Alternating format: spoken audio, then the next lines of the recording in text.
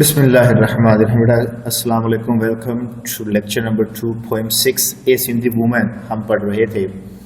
तो हमने उसका एक स्टैंजा जो है पढ़ लिया था, उसका सेकंड और लास्ट स्टैंजा जो है बच गया था। एक थोड़ा सा ब्रीफ सा बता देते हैं आपको। फर्स्ट स्टैंजा में हमने पढ़ा कि पोइट कराची में किसी जगह मौजूद है, तो उसने देखा कि एक खातून है जो कराची से ही बिलोंग करती है और वो कहीं जा रही है, वर्किंग वूमेन है। उसके सर के ऊपर एक बड़ा सा पत्थर का मर्तबान रखा हुआ है। She is carrying a heavy load on her head. She is barefooted. The first thing he observes that a wave-like motion is produced in her body, the same as is present in the head cavity that is blowing back from his face due to high pressure of strong breeze which is blowing there.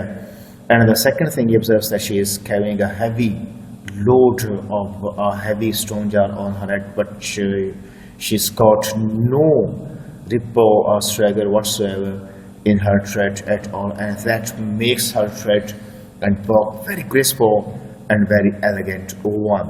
ये बेटा इसका जो है वो first stanza है। अब जरा बेटा हम इसके दूसरे स्टैंजा की तरफ जो है वो जाते हैं। नाम को ध्यान से लिखना है। हमने पहले भी बताया था आपको बेटा कि नाम जो है आ सिंधी वुमेन है, नॉट सिंधी वीमेन है, वरना आपके लिए बेटा मसला बनेगा, ठीक है, गलत हो जाएगा। वॉचिंग हर क्रॉस इरेक्ट, पोएट उसको देख रहा था, किसी जगह से वो गुजर रही थी। इरेक्ट, इरेक्ट कहते हैं अपराइट, बिल्कुल स्ट्रेट सीधी थी। उसकी कमर के अंदर कोई खम नहीं था, बेंट नहीं था। जैसे जैसे इंसान ज़ईफ होता जाता है उसकी कमर में खम आता जाता है। जब खम आ जाता है that makes you look शेबी, draw and not charming. बेटा आप अच्छे नहीं लगते, आप खूबसूरत नहीं लगते। आप जो है हमेशा याद रखिएगा, बिल्कुल सीधा खड़ा होना जो है वो एलिगेंस में आता है, वो रिस्पेक्ट में आता है, वो रिगार्ड के अंदर बेटा आता है, ठीक हो गया। अब ये जनाब जगह जहां से वो गुजर रही है, सवाल बड़ी आपकी एक्सरसाइज का बड़ा अहम सवाल है कि what picture of Karachi slums do we get after reading the poem. Poem को पढ़ने के बाद कौन सी कराची की पिक्चर है, स्लम्स की, वहाँ जो कच्चे एरियाज हैं उनकी कौन सी पिक्चर हमारे सामने आती है? तो बेटा वो ये वाली है कि वहाँ पर जनाब स्टोन्स हैं, पत्थर हैं, गार्बेज बेटा कूड़ा क्रिकेट को कहते हैं, एक्सक्रीमेंट, सॉलिड वेस्ट जो है, ह्यूमन वेस्ट जो है, स्टोर यूरिन को कहा जाता है, वो वहाँ पे जो है मौजूद है। क्रम्स बेटा पीसेस को कहते हैं जगह, यानी कि ये हाल है वहाँ का। बहुत ही नागुफ्ता बे हालत है उसकी जो है। कराची का वक्त था, रोशनियों का शहर तो बड़ा साफ सुथरा था, फिर आहिस्ता आहिस्ता जो है बेटा ये खराब होता गया हम लोगों की एकदम तवज्जुही की वजह से जो है, ठीक है। तो वहाँ पत्थर है, कूड़ा क्रिकेट है, सॉलिड वेस्ट है और जनाब पीसेज हैं। किसके पीसेज है बेटा? ऑफ ग्लास, शीशे के टूटे फूटे टुकड़े हैं।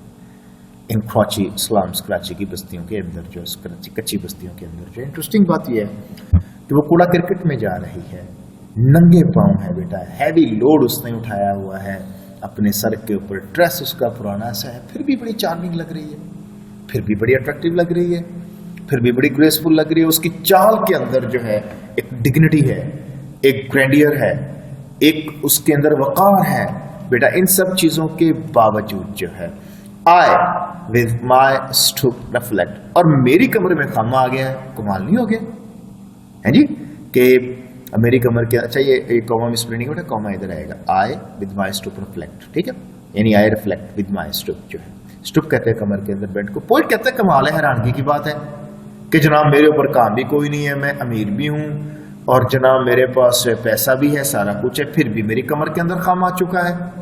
कमाल नहीं है ये?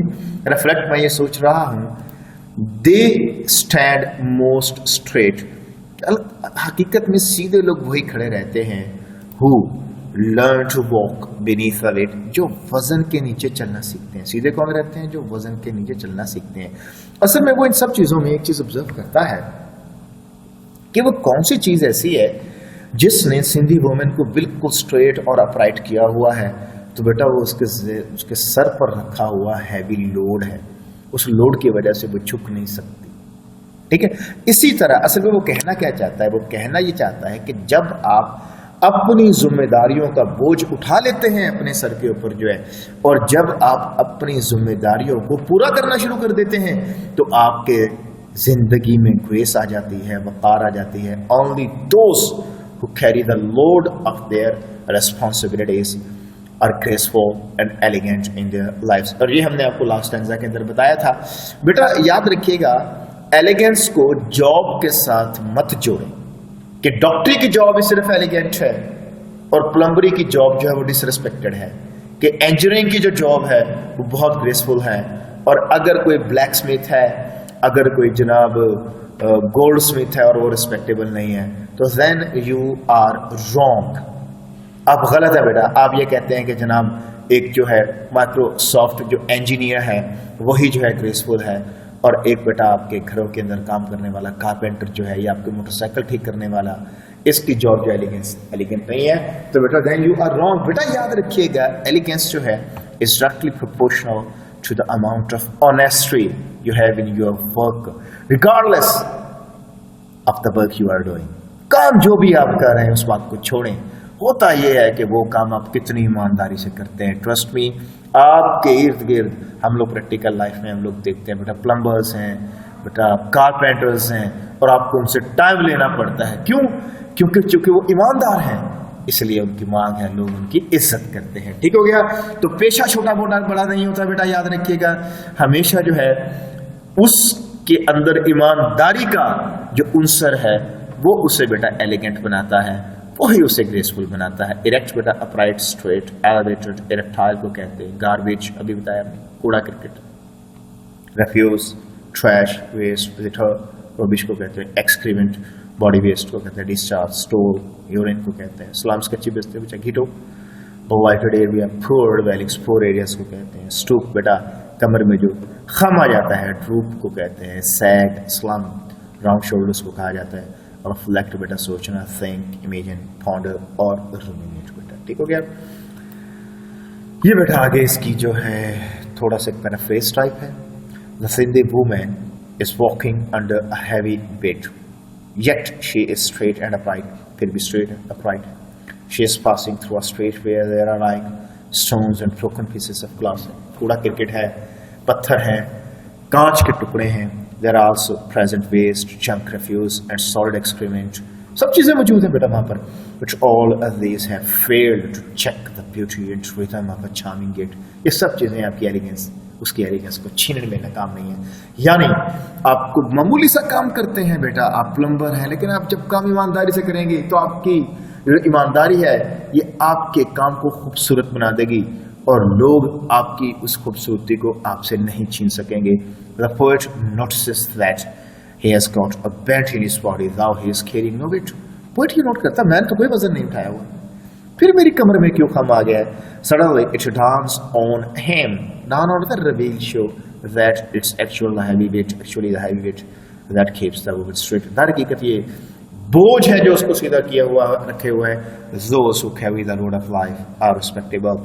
बड़ा याद रखिएगा, जो अपनी जिंदगी का बोझ उठाते हैं, उसकी जितनी भी जिम्मेदारियां हैं जब वो खुद निभाते हैं, तो ये जिंदगी, ये चीज उनको बेटा एलिगेंट बना देती है, ये उनको ग्रेसफुल बना देती है. एडिशनल क्वेश्चन बेटा देखिएगा. From where is the Sindhi woman passing? The Sindhi woman is passing through the bazaar of Karachi, which is a city in the province of Sindh in Pakistan. पूरा आप लिख देंगे जनाब. फिर है जनाब, what is the Sindhi woman carrying on her head? The Sindhi woman is carrying a heavy stone jar on her head. So I'm three. Question number 3 है, what does the poet observe about the gait of the Sindhi woman? The poet observes about the gait of the Sindhi woman that there is no struggle, there is no ripple in her tread. She is walking gracefully and she is walking straight and upright, though she is carrying a heavy load on her head. सवाल number 4 है बेटा, what hurdles are present there on her way? Yeah, which things are present on the way of Sindhi woman? There are many hurdles lying on the way of the Sindhi woman. There are stones and broken pieces of glass. There are also lying litter, waste, refuse, solid waste. On her way she is also barefooted. Yet she walks gracefully and with elegance. इन सब के बावजूद जो बेटा वो graceful भी है और elegant भी है. What has the poet got in his back? The poet has got a bent in his back, though he is carrying no load. Who can stand more straight? Only those can stand. Only those who carry the load of their life can stand most straight. What is the central idea of the poem? Central idea work, काम जो है, काम ही जिंदगी की ruling entity है, और work ही हमारी जिंदगी के अंदर खूबसूरती लेकर आता है, रिथम लेकर आता है, सिमेट्री लेकर आता है, इज्जत लेकर आता है और बैलेंस लेकर आता है। ठीक है बेटा? अच्छा जी, which thing keeps the woman straight? Actually it's the heavy load that is present on the head of the Sindhi woman that keeps her straight. ये चीज बेटा उसको स्ट्रेट रखती है। ठीक हो गया? अच्छा, अब हमने जो है आपको बताया था कि सवाल की लेंथ जो है वो ज्यादा होनी चाहिए। अब ये सारे सवाल हमने शॉर्ट बताए थे। लास्ट लेक्चर में भी हमने बताया था कैसे अपने सवाल की लेंथ को बढ़ा सकते हैं, कुछ और उसी पोएम से जो है रेलिवेंट जो है बेटा वो लिख सकते हैं। जैसे फॉर एग्जाम्पल जो है who can stand most straight, ये इसको हम लेंथी करना चाहते हैं। The poet is of the view that only those who carry the load of their life can stand most straight, ये इसका जवाब हो गया। आगे जो है आप इसका कहते हैं the Sindhi woman is carrying a heavy stone jar on her head without she is barefooted and she is walking through stones garbage, yet there is elegance in her gait because because of the heavy load on her head। ये सब add कर देंगे तो बेटा आपका जवाब पूरा हो जाएगा। ठीक हो गया बेटा? ये बेटा इसके जो है वो शॉर्ट क्वेश्चंस हो गए। अब बेटा हम जरा इसकी एक्सरसाइज को देख लेते हैं। ये बेटा इसकी थीम ये भी हमने पढ़ाया था। Poem is a tribute to a working woman. Work creates rhythm in life, work keeps a person strong and vigilant, and idle man will soon decay. This poem also portrays realistically the slums of Karachi. In a few words, the poet praises and appreciates the working woman who has practically turned her work into an art. The woman walks softly with the delicacy and rhythm of a dancer's feet जो है। ठीक है बेटा? तो ये जो है बेटा इसकी पैराफ्रेज भी अभी हमने जो है ये भी आपको करवा दिया है। ये बेटा आ गया जनाब, add 2 more rhyming words in the blanks। बेटा राइमिंग वर्ड्स आपने नहीं करना होता है, उसको क्रॉस कर दें। ये अगला सवाल है, MCQs में आ सकता है। Write down the missing rhyming words in each verse। High on her head, head आएगा बेटा, B option। As the clothes blown back from her face, option C। Watching her cross, ये भी आज हमने पढ़ा है, इसमें बेटा आएगा watching her cross erect। I with my stoop, ये बेटा आएगा reflect। ठीक हो गया बेटा? तो आगे क्वेश्चन आंसर्स है बेटा। Give a summary of the poem. Summary वाला सवाल आपने नहीं करना बेटा, इसको क्रॉस कर देंगे। What did the poet reflect when he saw the Sindhi woman? When he saw the Sindhi woman, he reflected that only those who carry the load of their lives can stand most straight. Only those people are elegant and graceful who carry the burden of their responsibilities in their life. What is the main idea? ये बेटा हम कर चुके हैं। But picture of Karachi slums.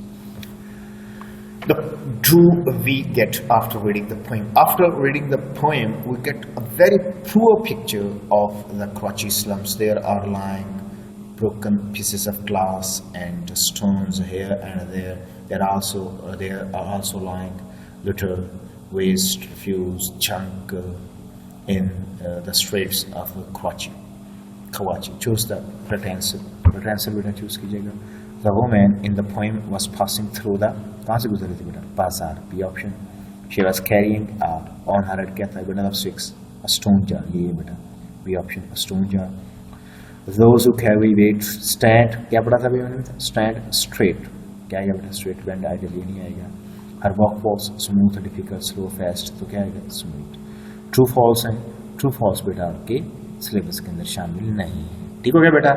तो ये हमारा lecture बेटा यहाँ पे कंप्लीट हो गया। ओके बेटा, अल्लाह हाफिज़।